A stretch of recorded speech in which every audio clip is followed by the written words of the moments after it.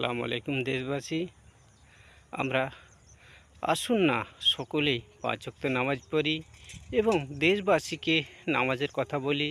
এবং আমার ছেলে মেয়েরা উপযুক্ত হয়ে যাওয়ার পরেও নামাজ পড়ে না, আমার স্ত্রী নামাজ পড়ে না, আমার বাড়ির লোক নামাজ পড়ে না, আমার বাড়ির আশপাশের লোক নামাজ পড়ে না। তাই আসুন না প্রত্যেকেই উচিত আমরা নামাজের দাওয়াত দিই, নামাজের কথা বলি।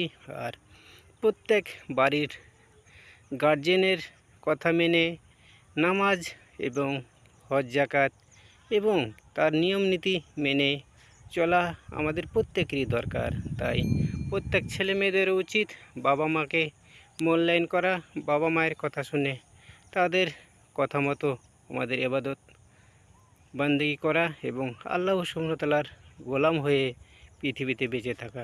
আমরা যে কদিন বেঁচে থাকবো আল্লাহ সুবহানাহু ওয়া তাআলার কথা মেনেই পৃথিবীতে বেঁচে থাকবো।